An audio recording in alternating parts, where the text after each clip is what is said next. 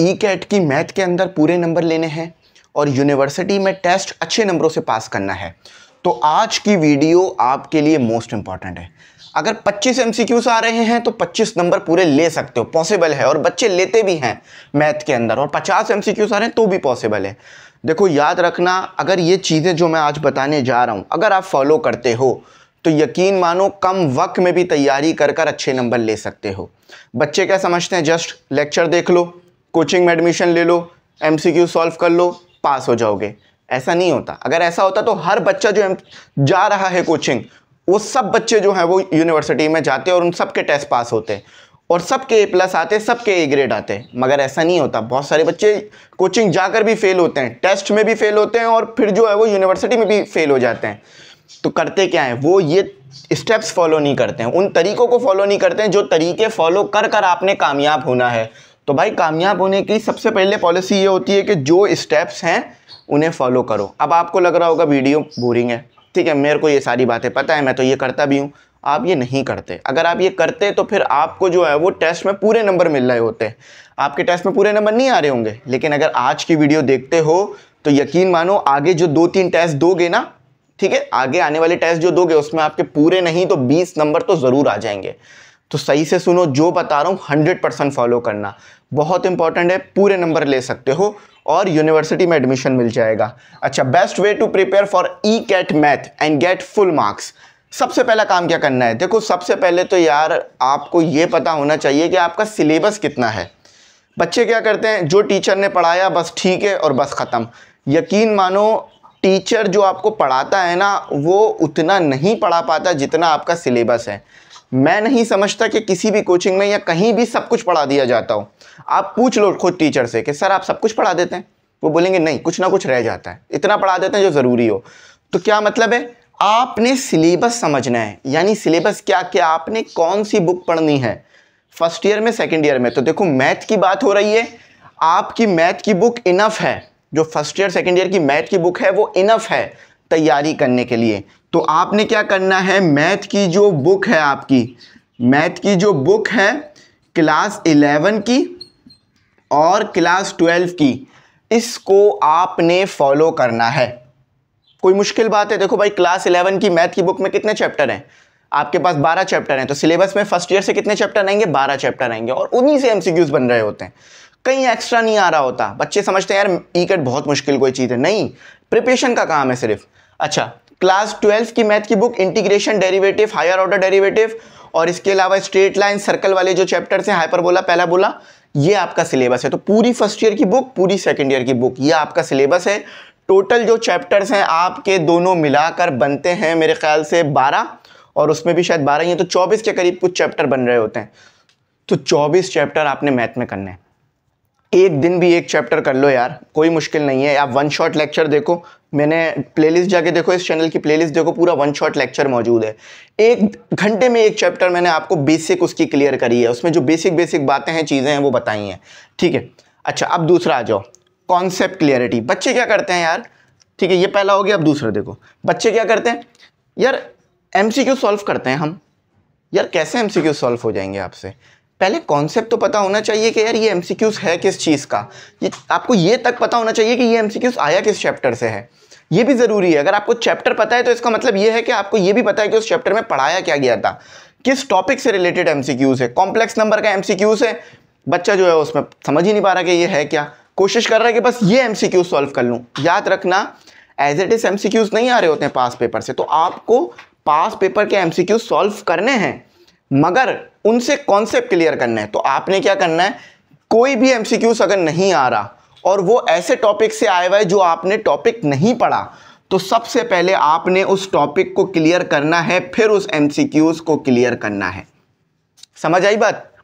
आपके सामने एक एमसीक्यूज मैंने रखा, आपको बिल्कुल भी समझ नहीं आ रहा ये एमसीक्यूज है क्या, कम से कम इतना तो समझ में आ रहा होगा टॉपिक क्या है, क्या टॉपिक है इसके अंदर।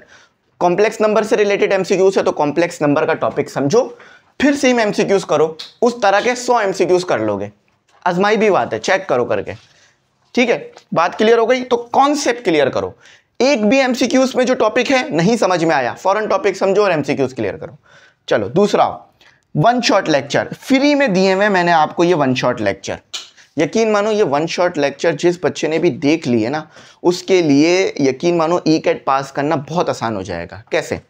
जब आप वन शॉट लेक्चर देखोगे तो वन शॉट लेक्चर देखने से क्या फ़ायदा होगा? वन शॉट लेक्चर देखने से ये फ़ायदा होगा कि यार उस चैप्टर में जो बेसिक बातें हैं ना, वो सब आपको पता चल जाएंगी। जब यकीन मानो बेसिक जो है ना, आपकी बेसिक, ये आपकी जो बिल्डिंग होती है ना, इसकी होती है बेस, ठीक है, ये होती है बेस। अगर आपकी बेसिक कॉन्सेप्ट्स ही आपके पास नहीं है तो जितना भी हार्ड एमसीक्यूज आप सॉल्व कर लो आपके लिए बेकार है। आपको बेसिक्स पता होनी चाहिए, जो कि मैंने वन शॉट लेक्चर में दिया है। 1 घंटे का लेक्चर है, जस्ट 1 घंटे का एक चैप्टर का लेक्चर होता है। अगर 12 चैप्टर हैं तो 12 घंटे के लेक्चर होंगे, ज़्यादा से ज़्यादा 13 घंटे हो जाएंगे, इससे ज़्यादा नहीं। तो एक लेक्चर खोलो, चैप्टर नंबर 1 का लेक्चर खोलो, पहले लेक्चर सुन लो, सारे कॉन्सेप्ट बेसिक्स क्लियर कर लो। जैसी बेसिक क्लियर हो फिर एमसीक्यू सॉल्व करके चेक करो उस चैप्टर के, हार्ड से हार्ड एमसीक्यूज आप सॉल्व कर लोगे। ठीक है, प्लेलिस्ट बनी हुई है, प्लेलिस्ट के ऑप्शन में जाओ, इसी चैनल के सारे कॉन्सेप्ट क्लियर कर कराओ। ठीक है, फ्री है। अच्छा, अब प्रैक्टिस एमसीक्यूज। प्रैक्टिस एमसीक्यूज बहुत ज़रूरी है। देखो, कोई भी काम बगैर प्रैक्टिस के आपने देखा है कि हो जाए? पाकिस्तान इंडिया का मैच हो रहा हो तो क्या टीमें डायरेक्ट आती हैं होटल से और स्टेडियम में आके मैच खेलना शुरू कर देती हैं? नहीं, टीम्स जो हैं वो घंटों पहले पहुंच जाती हैं स्टेडियम्स, प्रैक्टिस करती हैं, पिच की कंडीशन को समझती हैं, फिर जाकर मैच खेलती हैं। वरना अगर डायरेक्ट किसी टीम को मैच खेलने के लिए बुला लो और एक टीम को पहले प्रैक्टिस करा लो 2-3 घंटा, यकीन मानो 100% के चांसेस हैं कि वही टीम जीते जो कि पहले प्रैक्टिस कर चुकी है। तो प्रैक्टिस बहुत इंपॉर्टेंट है। बगैर प्रैक्टिस के जाके देख लो, पता चल जाएगा, पास ही नहीं हो पाओगे, क्लियर तो दूर की बात है। ठीक है, तो करना क्या है? प्रैक्टिस करनी है। प्रैक्टिस कैसे करनी है? प्रैक्टिस करने के लिए देखो, अगर आप एमई इंग्लिश सेंटर के ग्रुप में ऐड हो, अगर आप ग्रुप में हमारे ऐड हो, जो कि 4,500 रुपये फीस है पूरे साल के लिए, तो शुरू में नंबर आया होगा, उस पर कॉन्टैक्ट करके ऐड हो सकते हो। ठीक है, नंबर करके डिटेल्स मैसेज करके उस पर डिटेल्स ले लो। तो देखो, प्रैक्टिस के लिए क्या, हम आपको एमसीक्यूज भेजते हैं। ठीक है, डेली तो नहीं लेकिन वीकली भेजते हैं मैथ के एमसीक्यूज। ठीक है, तो हम आपको ग्रुप में भेज रहे हैं एमसीक्यूज, ठीक है, उससे आप प्रैक्टिस करो। हम आपको टेस्ट दे रहे हैं, उससे प्रैक्टिस करो। हम आपको जो है वो ग्रैंड टेस्ट दे रहे हैं, उससे प्रैक्टिस करो। हम आपको पास पेपर सॉल्व करा रहे हैं, उससे प्रैक्टिस करो। इतनी सारी जगहों से आप एमसीक्यूज की प्रैक्टिस कर सकते हो। बुक के अंदर आपको एमसीक्यूज दिए हैं, वहाँ से प्रैक्टिस करो। कहाँ कहाँ से आप प्रैक्टिस नहीं कर सकते? आप चैट जीपीटी से एमसीक्यूज मांग लो, वहाँ से प्रैक्टिस करो। आप गूगल से जो है वो पीडीएफ निकाल लो, वहाँ से प्रैक्टिस करो। तो देखो, प्रैक्टिस करने के लिए आपके पास बहुत सारे जरिए हैं। बच्चे बोलते हैं हमारे पास एमसीक्यूज ही नहीं है, बुक बाय कर लो जाके उर्दू बाजार से, उससे प्रैक्टिस करो। ठीक है, अब एक और इंपॉर्टेंट चीज़, टाइम मैनेजमेंट। अब एक बात बताओ, किसी दिन ऐसा हो कि सूरज जो है वो रात के 12 बजे निकल जाए, किसी दिन ऐसा हो कि सूरज रात के मतलब दोपहर के 12 बजे निकल जाए। अब रात और दोपहर आप क्यों कहते हो? क्योंकि रात में सूरज नहीं होता, दोपहर में सूरज होता है। तो देखो, आप सूरज की वजह से रात और दोपहर कह रहे हो, यानी चीज़ों का टाइम पर होना बहुत ज़रूरी है। अगर चीज़ें टाइम पर नहीं होंगी तो वो चीज़ समझ भी नहीं आएगी और लोग कर भी नहीं पाएंगे। फॉर एग्जाम्पल, मैं कोई ऐसा काम करता हूँ जो जब मेरा दिल करे मैं कर रहा हूँ, तो क्या मुझे उसमें कामयाबी मिलेगी? नहीं। तो मुझे टाइम टेबल बनाना होगा। यकीन मानो 1000 बार आप ये मजमून पढ़ चुके होंगे कि वक्त की पाबंदी ज़रूरी है, टाइम मैनेजमेंट, टाइम, लेकिन बनाता कोई नहीं है। टाइम मैनेजमेंट के लिए टाइम टेबल कोई नहीं बनाता। जस्ट हर किसी से पूछो, यार टाइम मैनेजमेंट ज़रूरी है? हाँ भाई, बहुत ज़रूरी है। टाइम टेबल है आपका कोई? नहीं, मेरा कोई टाइम टेबल नहीं। तो यार टाइम टेबल बनाओ। फॉर एग्जाम्पल, हफ्ते में 7 दिन है ना, तो 7 दिन में से कितने दिन मैंने मैथ की प्रैक्टिस करनी है और कितने घंटे करनी है, तो टाइम टेबल बनाओ। ठीक है, टाइम टेबल बनाओ, शेड्यूल बनाओ, टाइम टेबल बनाओ, टाइम टेबल बनाओ। टाइम टेबल बना लोगे, टाइम मैनेजमेंट खुद ही शुरू हो जाएगी। रोज़ फिजिक्स पढ़ो, तो क्या सिर्फ फिजिक्स का देना है आपने? नहीं, फिजिक्स का तो सिर्फ आपने टेस्ट नहीं देना ना, मैथ का भी देना है। तो हफ्ते में 7 दिन है, 7 दिन को डिवाइड करो, घंटे डिवाइड करो कि कब कब मैंने मैथ करनी है, कब कब फिजिक्स, कब कब केमिस्ट्री, कब कब जो है वो कंप्यूटर या और सब्जेक्ट्स करने हैं। सही है, इसके बगैर अगर टाइम मैनेजमेंट के बगैर करने की कोशिश करी तो मुश्किल होगा। अच्छा, शॉर्ट ट्रिक्स एंड फार्मूलास। देखो, कॉपी लो, मेरे पास यहाँ पर अभी कॉपी है नहीं, वरना मैं दिखाता, बल्कि है कि मौजूद। ठीक है, ये देखो मेरे पास ही, मैं खुद भी अपनी यूनिवर्सिटी की तैयारी कॉपी में फार्मूलास लिख के करता हूँ। पेपर में फार्मूला नहीं आएगा तो मुश्किल है, आपको फार्मूले लिखे हुए नहीं मिलते ई कैट में, ना ही बोर्ड में, याद करके जाने होते। क्या करो, एक कॉपी लो। ठीक है, देखो मेरा देखो मैं क्या कर रहा हूँ, टीचर भी जो आपको बता रहा है ना वो खुद भी फॉलो कर रहा है। ठीक है, ये देखो ये 2 चैप्टरों की कॉपियाँ हैं। ये देखो फॉर्मूले के लिए मैंने एक अलग पोर्शन बनाया हुआ, देखो लिखा है फार्मूला नंबर 1। 1 यानी ये पहला पोर्शन है। तो इसमें जो चैप्टर में जितने भी इंपॉर्टेंट फॉर्मूले यूज हुए हैं उन सब के नाम और वो फॉर्मूले लिख रखे हैं। ये कुछ नहीं है, जस्ट देखो फॉर्मूले ब्लैक से नाम लिखा हुआ है, आप देखो दिख रहा है, देखो फॉर्मूलास लिखे हुए सारे फॉर्मूलास लिखे हुए हैं, ब्लैक से नाम लिखा हुआ है और उसके बाद फॉर्मूले लिखे हुए हैं। तो आप भी ऐसे ही करो, कॉपी का पोर्शन बना लो, मैथ की कॉपी में या जिसमें भी पढ़ रहे हो पोर्शन बना लो, चैप्टर का नाम लिखो और फिर फॉर्मूले लिखो, ठीक है। फॉर्मूला किस टॉपिक से रिलेटेड है, टॉपिक लिखकर फॉर्मूला लिखो। इस तरह सारे फॉर्मूले लिख लो। पेपर से एक दिन पहले फॉर्मूला रिवाइज करने की बहुत ज़रूरत पड़ेगी। बहुत सारे ऐसे एमसीक्यूज आएंगे जिसमें आपको फॉर्मूला नहीं आएगा तो वो एमसीक्यूज होना ही नहीं है आपसे। तो फॉर्मूले के लिए कॉपी बनाओ, नहीं बना सकते तो फिर आपको पता है मुश्किल हो जाएगी, आप नहीं कर पाओगे।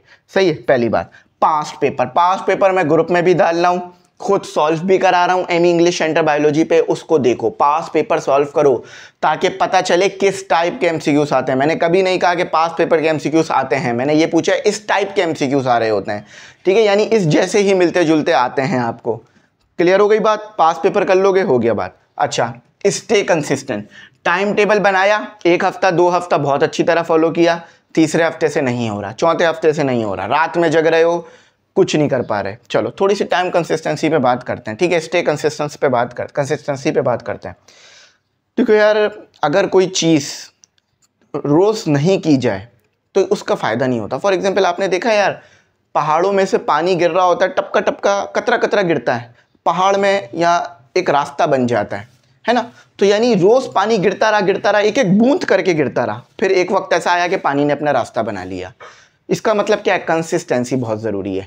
तो यानी आप रोज़ पढ़ोगे, यानी जो टाइम टेबल बनाया है उसे हर हफ्ते फॉलो करोगे, हर दिन फॉलो करोगे, तो यकीन मानो बहुत अच्छे रिजल्ट निकालोगे।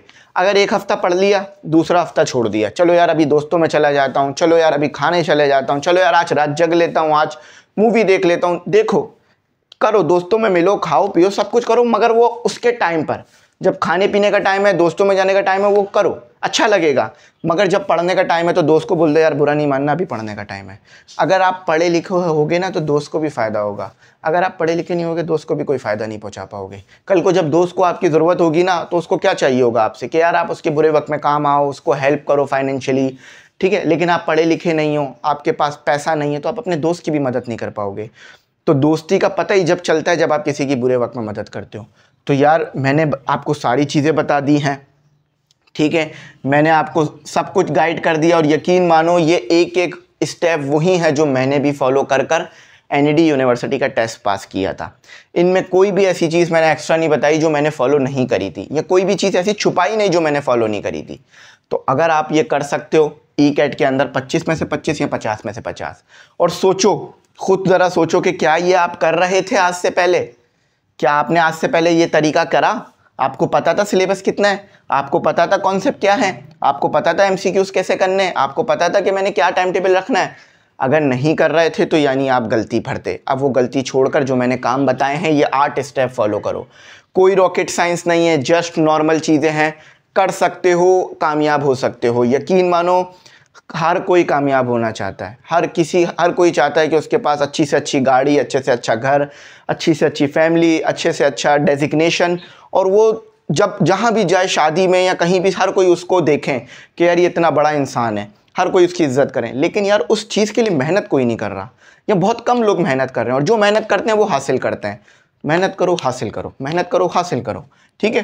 तो आई होप बात समझ आई हो। अगर कुछ बुरा लगा हो तो उसके लिए माजरत है। मकसद सिर्फ और सिर्फ आपको आगे बढ़ाना है, आपको आपकी गलतियों का एहसास दिलाना है। और कभी कभार आप जब किसी की गलतियों का एहसास दिलाते हो ना, उसको तो बुरा लगता है। तो मेरा मकसद, मैं अल्फाज अच्छे इस्तेमाल करता हूँ, मकसद सिर्फ आपको आगे ले जाना है। इंशाल्लाह अगर आप अच्छी तरह पढ़ लोगे, आगे बढ़ जाओगे ना, सबको फ़ायदा होगा, आपको भी फ़ायदा होगा, आपके घर वालों को, हम सबको आपकी ज़ात से फ़ायदा होगा। आप एक अच्छे शहरी बनोगे, अच्छी ज़िंदगी जियोगे, तो हमें भी अपनी दुआओं में याद रखोगे, ठीक है। यहीं तक रखते हैं। Thanks for watching. अल्लाह हाफिज़। कीमती दुआओं में ज़रूर याद रखना।